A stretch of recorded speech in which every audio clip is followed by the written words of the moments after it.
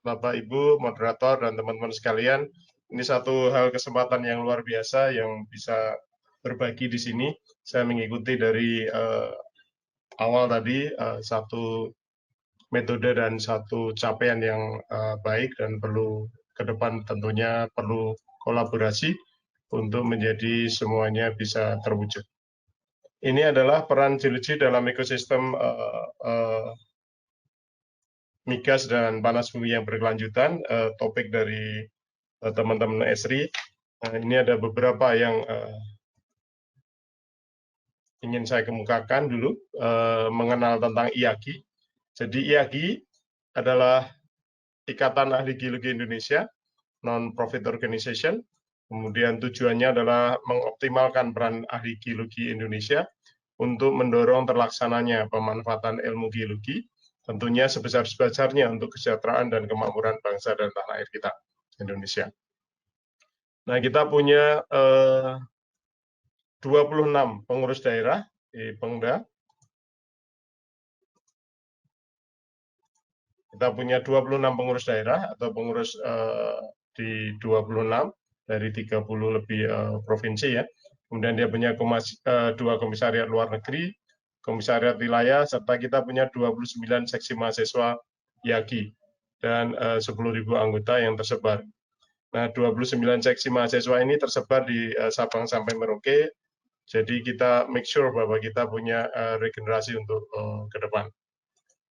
Bapak Ibu, di samping kita punya Pengda, kita juga punya 7 anak organisasi berbagai bidang peminatan, yaitu bidang keahlian sedimentologi, bidang keahlian geowisata, bidang keahlian minerba, kemudian geosaintis muda, bidang keahlian migas, bidang keahlian geologi teknik, dan bidang keahlian geologi tata lingkungan. Kalau kita bicara anak organisasi, maka ini adalah expert-expert di bidangnya, dan tentunya ini menjadi suatu aset yang luar biasa bagi bangsa kita. Nah, untuk kita bicara geologi, maka mau tidak mau kita bicara permukaan dan bawah permukaan. Nah, kalau permukaan tentunya kita bisa capture, bisa lihat baik langsung maupun tidak langsung. GIS tentunya menawarkan hal-hal yang sesuatu yang bisa mendukung apa yang ada di permukaan dan mungkin bisa diinterpretasi bawah permukaan dalam konteks-konteks tertentu dengan metode-metode tertentu. Dan tentunya begitu ruang lingkup IAGI atau ahli geologi dari permukaan kemudian ke bawah permukaan, maka fungsi IAGI itu sendiri adalah untuk membangun ilmu ini menjadi bermanfaat, baik ilmu murninya maupun ilmu terapan. Untuk apa? Kita sudah mencanangkan pembangunan yang berkesinambungan, sustain supaya kita terarah dan tentunya berwawasan lingkungan. Dan untuk apa lagi? Tentunya kemajuan ilmu pengetahuan geologi dalam arti seluas-luasnya. Bapak, Ibu, dan para peserta, 4 pilar di IAGI yang selalu kita pegang untuk bagaimana dalam konteks mengolah dan mengurusi dan merawat bumi kita dari segi geologi. Yaitu pertama adalah georesources, tentunya pengelolaan sumber daya geologi, migas, batu bara, panas bumi, mineral air. Dan dengan apa? Dengan good management and mining practice. Kemudian kita juga bicara geohazard, pengelolaan penanganan bencana geologi, gempa bumi, tsunami, letusan, gunung api, tanah longsor, banjir, amblesan tanah. Dan di kita ada mitigasi bencana. Kemudian ada geoenvironment, yaitu pengelolaan lingkungan terkait dengan geologi. Tentunya ini menyangkut pada konservasi dan pemanfaatan. Dan geoengineering, peran dalam geologi dalam pembangunan infrastruktur, ini di geologi teknik dan segala macam. Dari anggota 10.000, itu secara persentase, maka mining industri dan migas itu masih mendominasi. Kemudian dari itu ada kira-kira 14% itu tidak mengisi atau mungkin belum bekerja. Lainnya adalah ada edukasi, government, dan segala macam. Bapak, Ibu, dan teman-teman sekalian, lalu kenapa kita perlu membahas ini lebih detail dan saya sangat tertarik dengan topiknya. Seperti disampaikan pembicara sebelumnya, dan tadi sangat jelas disampaikan oleh para pembicara sebelumnya, bahwa kita berubah dari brown energy, brown economy, dari fossil fuel, kemudian kita dalam tahap energy transition, kemudian kita menjadi sesuatu yang lebih green economy. Tentunya ini perlu proses dan tidak serta-merta. Karena apa? Kita sudah paham bahwa untuk men-set up semua dalam konteks industri dan ekonomi itu perlu waktu, perlu perubahan, baik dalam proses instalasinya maupun proses edukasi ke masyarakatnya. Di samping itu, kita juga bicara ke depan tentang bagaimana bauran energi. Tentunya ini subjek untuk di penyesuaian dan sedang dalam proses. Seperti dikemukakan tadi, bahwa bauran energi pasti lama-kelamaan akan memberikan porsi yang lebih kepada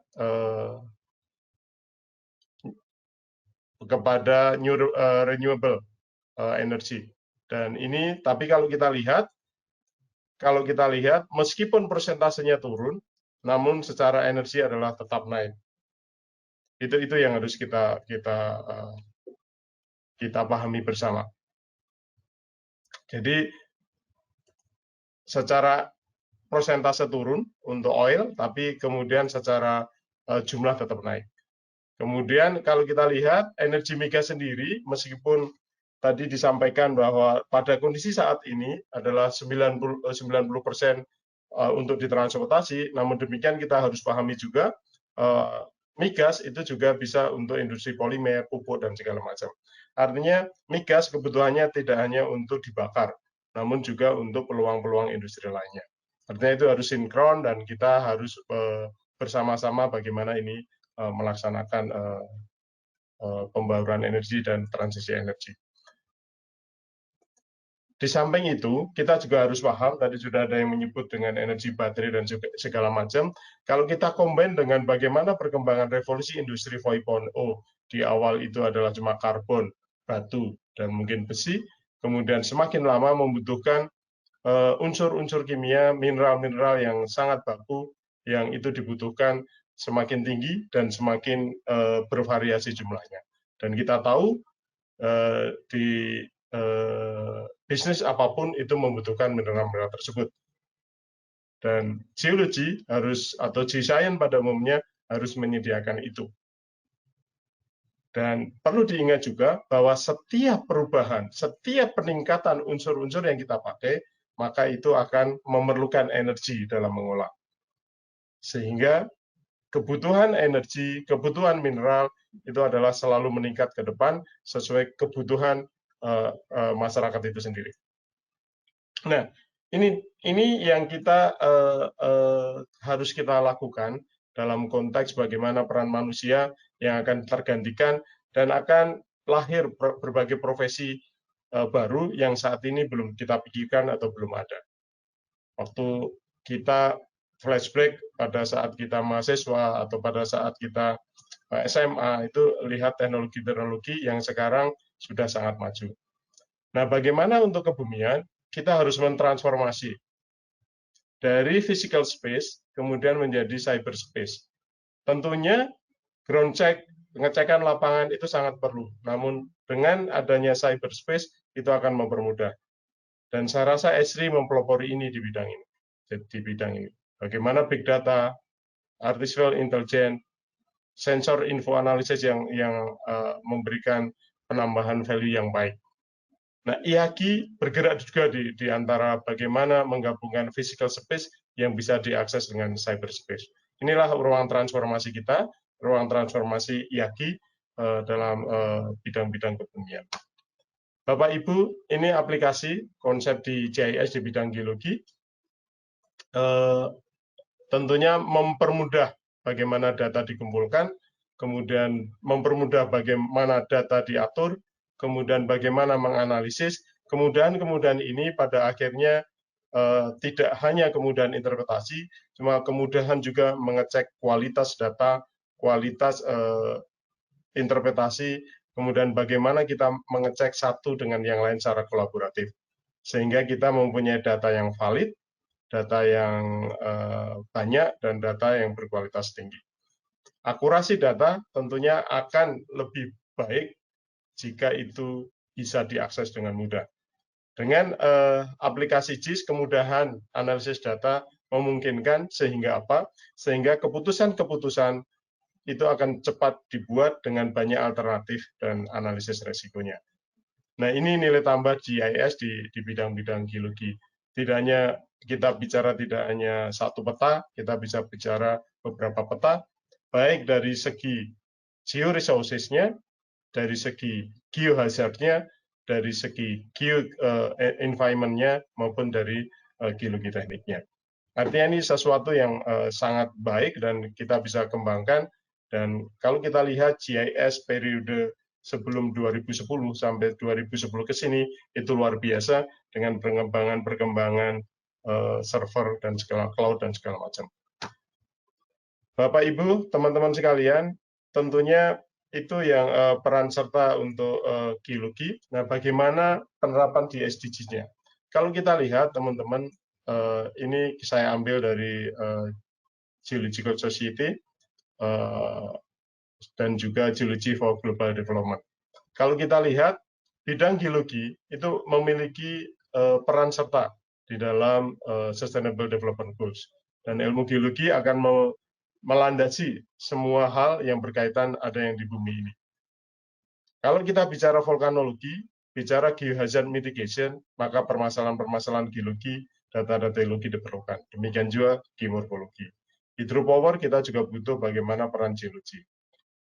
Kemudian kita bicara bagaimana baterai teknologi, kemudian kita bicara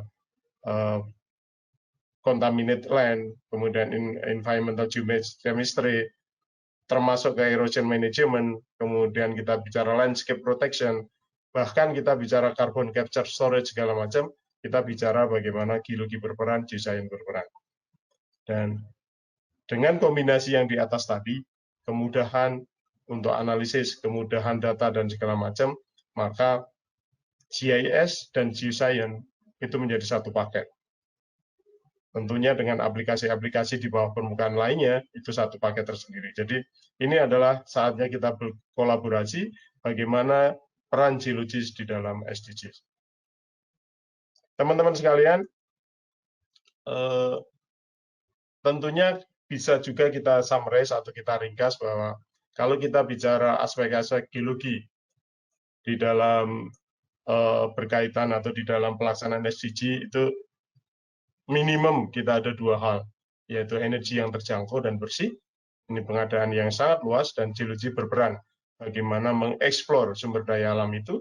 Dan ketika kita mengeksplor, kita butuh bantuan-bantuan mapping dari base map sampai ke plotting data dan akurasi data, sehingga kita menjadi suatu peluang menyusun data science yang baik. Nah, kemudian dikombinasikan juga dengan data-data permukaan ke aplikasi-aplikasi bawah permukaan. Dan itu tentunya GIS juga bisa memfasilitasi bagaimana data-data bawah permukaan untuk diadapt, kemudian ditampilkan untuk menganalisis. Kita juga bicara masalah pekerjaan dan perkembangan ekonomi yang kita lihat sekarang bahwa geologi dan lapangan kerja, kalau kita lihat tadi banyak sekali peluang untuk geoscience untuk bekerja, bagaimana kita meraihnya. Tentunya dengan peningkatan kompetensi, peningkatan kapasitas, dan tentunya pengetahuan IT, dan juga kalau kita lihat tadi, ke depan semuanya itu saling bersinggungan. Sehingga orang yang punya kemampuan kompleks problem solver, itulah yang kemudian bisa ngelit, bisa leading. Dan sehingga kemampuan IT, termasuk GIS tentunya, ini akan memberikan nilai positif bagi teman-teman geoscience yang mempunyai kemampuan kompleks problem solving. Pekerjaan-pekerjaan sangat banyak di bidang geoscience, ada exploration geologist, ada mineral commodity geologist, geoscience, dan segala macam. Tentunya ini menjanjikan sangat cerah ke depan bagi para geoscience. Nah, kesadaran IAGI tentang bagaimana meningkatkan kompetensi dan kapasitas anggotanya. Itulah dorong dan bagaimana data science ke depan bekerja, bagaimana IT bekerja, itulah yang mendorong IAGI bekerja sama dengan Esri Indonesia. Dengan kerjasama ini, maka diharapkan ada peningkatan yang signifikan kemampuan GIS modern bagi anggota IAGI, melalui tentunya penelitian, kemudian pelatihan programnya, dan juga pengabdian kepada masyarakat.